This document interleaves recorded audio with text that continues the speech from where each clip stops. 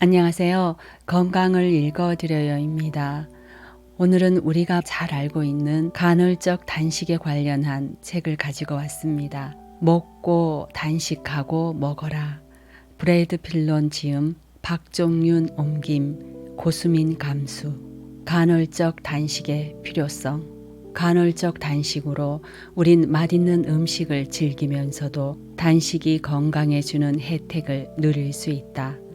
간헐적 단식은 단식을 하지 않는 동안 섭취할 수 있는 음식의 종류나 섭취 방법을 제한하지 않는다.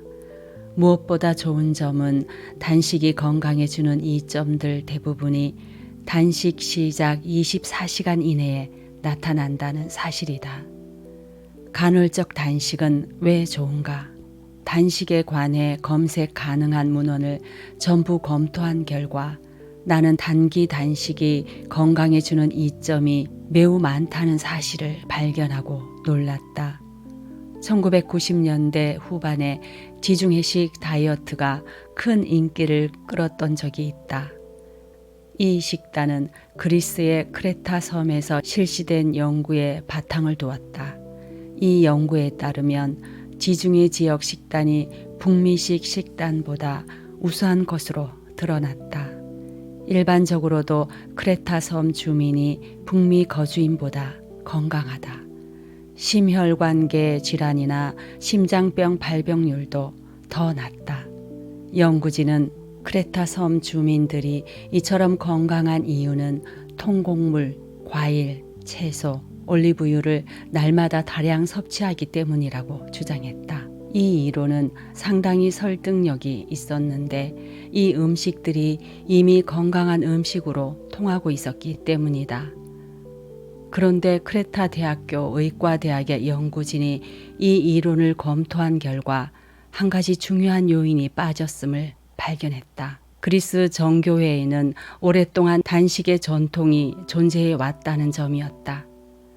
그리스 정교회에서는 해마다 총 180일에서 200일 정도 식단 제한과 금식을 결합해 실천하도록 규정하고 있다. 이 내용이 결정적인 증거라고 부를 수는 없지만 어쨌든 건강한 사람은 건강한 음식을 다량 섭취할 뿐 아니라 규칙적인 단식에도 참여하는 것으로 보인다. 연구를 끝낼 무렵 나는 하루에서 사흘 정도 지속되는 간헐적 단기 단식이 칼로리를 제한함으로써 불필요한 체지방을 줄이는 쉽고도 효과적인 방법이라는 결론을 내렸다. 더불어 단식을 하면 깜짝 놀랄 만큼 건강에 이로운 점이 많다는 것을 알게 됐다. 영양학은 계속해서 진화하는 분야다. 날마다 수백 편의 학술 논문이 쏟아져 나오므로 문헌의 전체적인 양이 끊임없이 늘어나고 있다. 이 때문에 최근의 연구 자료만 선별해 사용했다가는 실수를 범할 수 있다. 그러므로 학문의 전체적인 역사를 제대로 이해해야만 영양에 관해 정확하게 분석할 수 있다. 사실 간헐적 단식의 원칙은 영양학 분야에서 가장 유명한 세 개의 과학적 가설에서 비롯됐다. 1. 제이브 닐의 절약형 유전자형 가설. 이 연구에 대한 해석은 시간의 흐름에 따라 계속해서 달라져 왔고 종종 오해를 받기도 했다. 심지어 초기에는 이 이론이 무시무시한 기아 모드를 뒷받침하는 근거로 이용되기도 했다. 하지만 현재는 유전적으로 식욕이 왕성하며 잉여 칼로리를 지방으로 비축하는 능력이 우수한 사람이 살아남기에 유리한 방향으로 진화가 진행됐다는 간단한 개념으로 발전했다. 이 가설이 중요한 이유는 왜 몸에 지방이 쌓이는가라는 질문에 대한 답을 제공했기 때문이다. 그 답은 다음과 같다. 에너지를 지방 형태로 비축함으로써 생존 가능성을 높이기 위해서다. 2. PJ 랜들의 포도당 지방산 회로 가설. 이 가설을 통해 저장 지방에서 나온 유리 지방산과 혈액의 포도당이 우리 몸속에서 연료원이 되기 위해 서로 경쟁한다는 사실이 드러났다. 이는 과학적으로 매우 복잡한 설명을 요하지만 반드시 알아야 하는 중요한 내용이다. 이 가설을 통해 단식할 때 지방을 연료로 소모함으로써 단백질을 분해할 필요성이 줄어든다는 사실이 밝혀졌기 때문이다. 다시 말해 인체는 공복 상태라고 하더라도 근육을 연료로 쓰지는 않는다. 이는 체지방을 연소함으로써 근육량을 보존한다는 뜻이다. 3. 라비노비츠 치얼러의 잔치와 기근 주기 가설. 이 이론은 인슐린과 성장 호르몬의 관계를 최초로 명확히 밝혔다. 덕분에 간헐적 단식으로 생활해도 근육이 줄지 않으면서 체지방이 감소되는 이유가 성장 호르몬 때문이라는 사실을 설명할 수 있게 됐다. 잔치와 기근 주기는 인체가 단식할 때에는 체지방을 연소하고 음식물을 섭취할 때에는 이로부터 얻은 칼로리를 소모하는 이유도 설명해 준다. 언뜻 보기에 서로 연관성이 없어 보이는 이 세 가지 이론은 모두 1960년대 중반에 성립됐고 당시에 큰 논쟁을 불러일으켰다. 그러나 영양학을 공부하는 사람들은 인체의 음식이 계속 공급돼야 한다는 가정하에 연구를 진행하기 때문에 아무도 이 세 이론을 종합해 볼 생각은 하지 못했다. 사실 나도 단식의 관점에서 위의 세 이론을 고찰한 후에야 이들을 하나의 통합된 이론으로 발전시킬 수 있었다. 여기서 통합된 이론은 오늘날 영양학 분야에서 새롭게 발견된 여러 사항들을 설명하는데 도움을 준다. 에너지를 체지방으로 비축하는 방식이 얼마나 합리적인지 깨닫게 된 것도 이 세 가지 원칙들 덕분이었다. 또한 근육을 잃지 않으면서도 체지방을 없애는 일이 가능하다는 점, 성장 호르몬과 인슐린 간의 특별한 관계가 이 과정에서 복잡한 역할을 한다는 점도 이 원칙들을 통해 알게 됐다. 이러한 깨달음이 있었기에 단기 단식이 대사에 미치는 영향에 관한 문헌을 모두 검토할 수 있었다.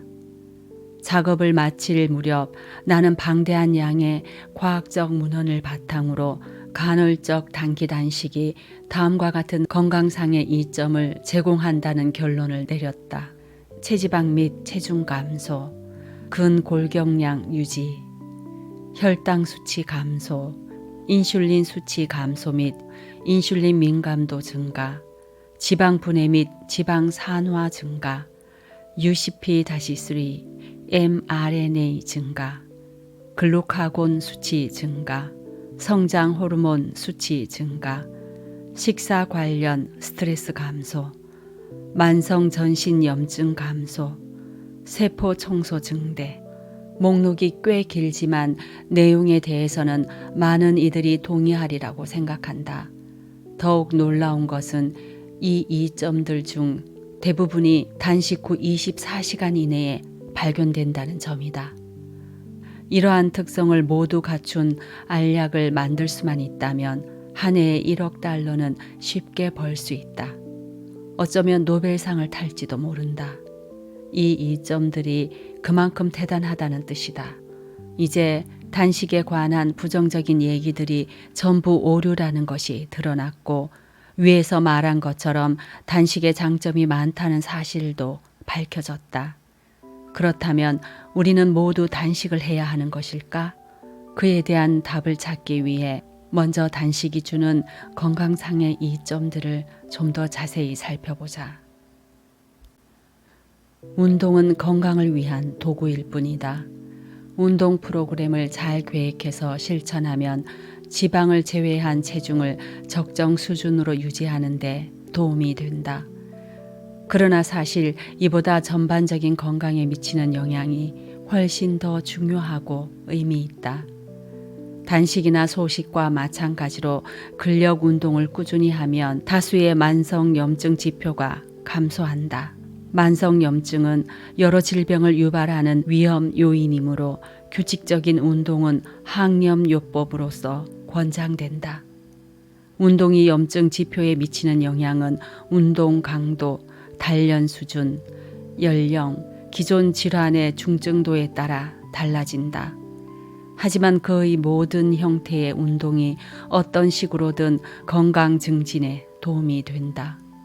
운동에는 항염 효과 외에도 콜레스테롤 수치 개선, 혈당 조절 능력 개선, 골밀도 증가 효과가 있고 기분과 자존감을 상승시키는 효과까지 있다. 이런 점을 고려하면 운동이 단순히 근력을 단련하는 수단만은 아니라는 사실이 분명해진다. 운동을 통해 근육이 적절히 움직일 때 비로소 건강과 관련된 이 모든 요인이 기능할 수 있다. 운동은 도구라는 사실을 잊지 말자. 근육을 보존하거나 만드는 데 필요한 만큼만 하자. 운동 중독으로 일상생활이 정상적으로 이루어지지 않을 만큼 운동에 집착해서는 안 된다. 감량한 체중을 유지하는 법. 두말할 것도 없이 다이어트 프로그램의 목표가 신속하고 단기적인 체중 감량이 돼서는 안 된다. 다이어트에 성공했다면 그 결과를 오랫동안 지속할 수 있어야 한다. 생각해보자. 도로 찔 살을 빼려고 애쓸 사람이 누가 있겠는가? 일반적으로 최대 체중 감량은 다이어트 후 6개월 이내에 이루어진다. 그 이후로는 서서히 체중 증가가 밀고 들어오기 시작한다. 다행히 여기에서 간헐적 단식의 최대 강점이 빛을 발한다. 장기 체중 감량을 평가하는 연구는 대부분 다음과 같은 일정에 따라 진행된다. 사람을 모집하고 과소 칼로리 다이어트로 신속하게 체중을 감량시킨다. 이때 의사의 감독, 규칙, 지원 집단, 추적 관찰 회의, 지침, 체크리스트 등 온갖 수단이 동원된다. 일반적으로 피실험자가 원래 체중의 10 내지 15% 정도를 감량하면 체중 유지 단계에 돌입한다. 이때 연구진은 다양한 식사법을 적용해 체중 감량의 유지 또는 개선에 특별히 뛰어난 방법이 무엇인지 파악한다. 이 같은 실험을 통해서 식단 중 특정 영양소의 비중이 전혀 중요하지 않다는 사실이 명확히 입증됐다. 다시 말해 식단 내 단백질, 탄수화물, 지방 함량은 체중 감량이 얼마나 잘 유지되는지에 영향을 미치지 않는다. 일부 무작위 배정 실험에서 탄수화물 제한 식단이 고탄수화물 식단 대비 6개월 체중 감량 달성에 더 유리하다는 결과가 나왔으나 그보다 더 긴 장기 실험에서는 이러한 이점이 더는 유지되지 않았다.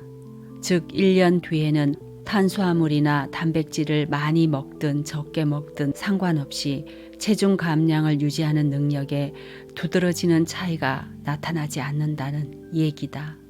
단백질을 조금 더 많이 먹고 탄수화물을 조금 더 적게 먹는 것이 도움되는 사람도 있을 것이다. 하지만 체중 감량의 유지를 위해 식단 구성을 바꾼다는 것은 말처럼 쉬운 일이 아니다. 또한 철저한 소식의 생활 방식의 변화가 동반돼야 한다. 결국 감량된 체중을 유지하기 위한 식단 조절은 장기적으로 보아 비효율적이라는 얘기다. 연구 결과를 다음에 2가지로 요약할 수 있다. 1.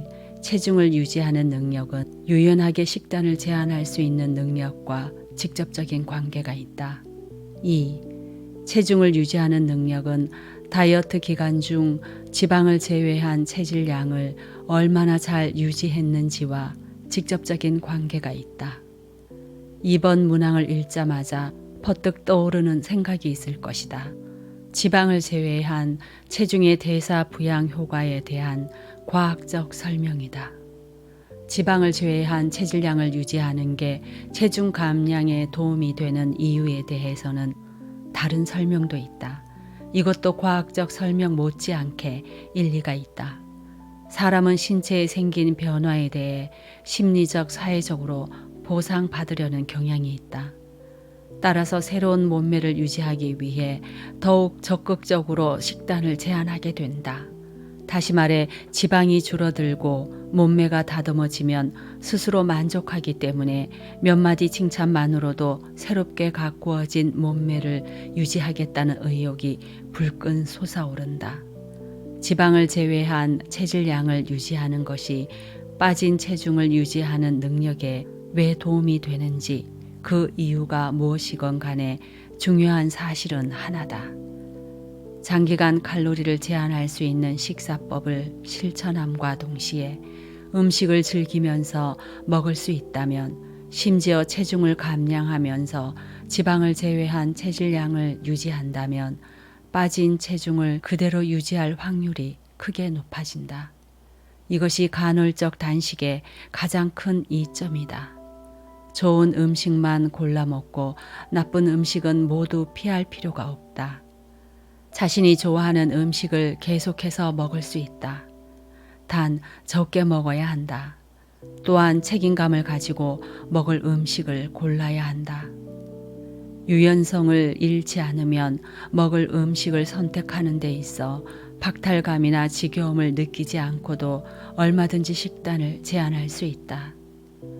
또한 다수의 연구에서 이러한 유연성이 장기적인 체중 감량의 성공으로 가는 열쇠라는 사실이 밝혀졌다. 칼로리 섭취에 대한 유연한 조절이 확고한 통제보다 장기적인 체중 감량에 훨씬 더 유리하다는 사실이 많은 연구를 통해 밝혀졌다. 체중 조절 방법으로서 단식을 택한 사람은 1년 내내 조절된 체중을 유지할 수 있었다는 연구 결과도 있다. 간헐적 단식이 불필요한 체중을 제거하고 이를 꾸준히 유지하는 데 효과적인 이유를 확인할 수 있을 것이다. 결론은 간헐적 단식이다. 이쯤이면 간헐적 단기 단식과 규칙적인 근력 운동을 결합하는 것이 가장 쉽고 간단하고 효과적으로 살을 빼는 방법이라는 사실을 모두 확신하리라고 생각한다. 이 방법은 만복 상태에서 너무 많은 시간을 보냄으로써 나타나는 부정적인 대사의 영향을 바로잡고 다수의 건강 지표를 개선할 수 있다. 수많은 다이어트법이 하루 단위 계획, 조리법, 먹어도 되는 음식과 먹어서는 안 되는 음식의 목록 같은 것을 제시하지만 간헐적 단식에는 그 어느 것도 필요하지 않다. 간헐적 단식을 통해 각종 쏟아져 나오는 온갖 건강 관련 정보로부터 해방될 수 있다. 그간 받았던 수많은 피트니스 광고 메일, 셀 수 없이 읽어온 피트니스 서적, 그리고 기억도 다 나지 않을 만큼 다녔던 건강 포럼들이 우리가 살을 빼는데 스스로가 건강해졌다고 느끼는데 도움이 됐던가 돌이켜보라. 무엇을 먹을까? 어떤 운동을 할까? 살을 빼려면 어떻게 해야 할까에 대한 고민, 그리고 여기에 동반되는 무수한 혼란과 좌절을 더는 우리 삶에 개입시켜서는 안 된다. 그 중에 살을 빼는 데 필요한 것은 하나도 없기 때문이다. 건강과 피트니스에 관한 장광설, 이건 먹어라, 이건 먹지 마라 같은 목록, 반드시 지켜야 할 규칙으로 가득한 메시지는 정신만 어지럽힐 뿐이다. 스트레스를 덜어야 체중 감량과 전반적인 건강이 개선된다. 듣고 놀랄지도 모르겠지만 다이어트에 관한 스트레스는 실제로 체중 감량을 더 어렵게 한다. 과도한 심리적 스트레스가 과식과 결합돼 상승 효과를 발휘하면서 체중 감량 목표와 장기적인 건강에 모두 해를 입히는 것이다. 재미있는 것은 과도한 식단 제한의 스트레스로 인해 특히 칼로리 제한을 지키지 못했을 땐 더욱이 체내 스트레스 반응 지표가 증가한다는 사실이다. 따라서 건강한 식생활을 하지 못한 강박으로 발생한 스트레스가 몸에 좋지 않다고 얘기할 때 그것은 문자 그대로를 의미한다. 건강한 식생활은 당연히 건강에 이롭다. 그러므로 다양한 과일과 채소를 여러 공급원을 통해 단백질과 함께 섭취하면 좋다. 하지만 간헐적 단식에서는 무엇을 먹어야 할지에 대해서 스트레스를 느낄 필요가 없다는 사실을 강조하고 싶다. 유명한 선 일화를 조금 바꿔 인용하겠다. 이것이 간헐적 단식에 대한 최고의 설명이 될 듯하다. 선을 공부하기 전에는 산은 산이요 물은 물이다. 선을 공부하는 중에는 산은 더는 산이 아니요 물은 더는 물이 아니다. 하지만 깨달음을 얻고 나면 산은 다시 산이요 물은 다시 물이다. 이 문장을 조금만 바꾸면 간헐적 단식의 관점으로 바라본 음식과 영양을 한 단락으로 요약할 수 있다. 영양을 공부하기 전에는 먹을 것은 먹을 것이요 마실 것은 마실 것이다. 영양을 공부하는 중에는 먹을 것은 더는 먹을 것이 아니요 마실 것은 더는 마실 것이 아니다. 하지만 깨달음을 얻고 나면 먹을 것은 다시 먹을 것이요 마실 것은 다시 마실 것이다. 내 목표는 이 책을 닫는 순간 먹을 것은 다시 먹을 것이요 마실 것은 다시 마실 것이 되는 것이다. 연구를 통해 확인할 수 있었듯이 음식에는 마법의 체중 감량 효과가 없고 특정한 음식이 균형 잡힌 체중 감량 계획의 요소가 되는 것도 아니라는 사실을 모두 깨달았기를 바란다.